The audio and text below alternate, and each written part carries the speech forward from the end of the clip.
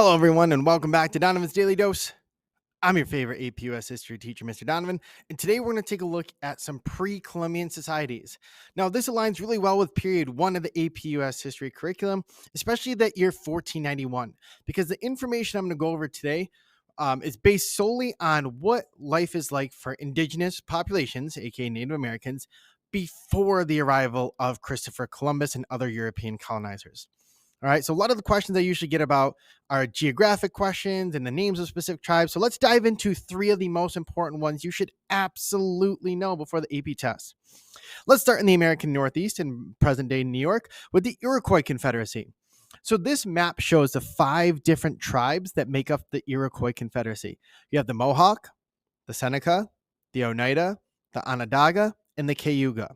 Right, those are the original 5 tribes. And as you can see, they are all located in modern day New York.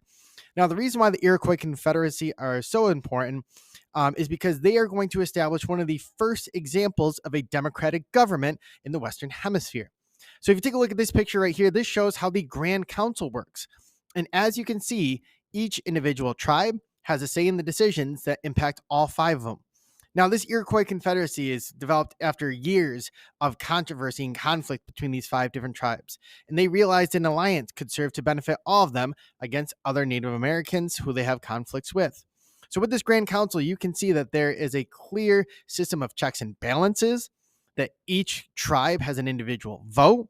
So it has a lot of the democratic ideals we still see in America today.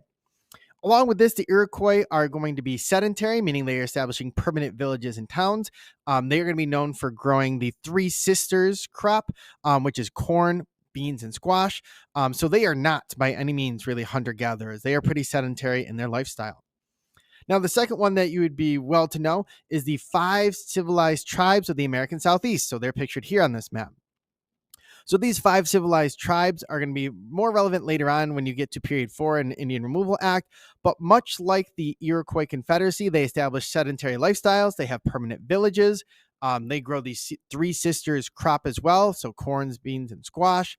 And they are going to represent advanced Native American societies, ones that have populations in the thousands of people, who have sedentary lifestyles, who have social structures. All of these things make up the 5 civilized tribes of the American Southeast. And then last but not least, as we shift westward, we are going to take a look at the MesoAmericans. These MesoAmericans predominantly existed in the modern day American Southwest going into Central and South America. So this map outlines the 3 big Mesoamerican tribes that you should know: the Maya, the Inca, and the Aztec. Now, not only do they have crops and sedentary lifestyles, much like the Iroquois Confederacy and the 5 civilized tribes, they also develop complex irrigation systems in order to effectively use the water that they have near them. They are also going to build towns with thriving markets, ones like pictured here. And one of the biggest ones that you'd be well to know is the capital of the Aztec Empire, which is Tenochtitlan. This, when it's taken over by Spanish colonizers, is rumored to have been rivaled to the size of European cities at this time.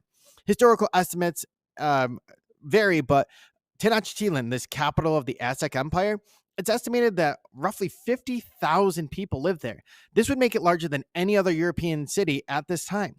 So the Mesoamericans are known for their advancements in irrigation, sedentary lifestyle, social structures, and the building of thriving markets and urban centers. So those are the 3 absolute must-know Native American tribes. There are plenty of others, but if you know those 3, it'll help you to have a grander understanding of how natives lived before the arrival of Europeans. Make sure you like and subscribe. Have an awesome rest of your day.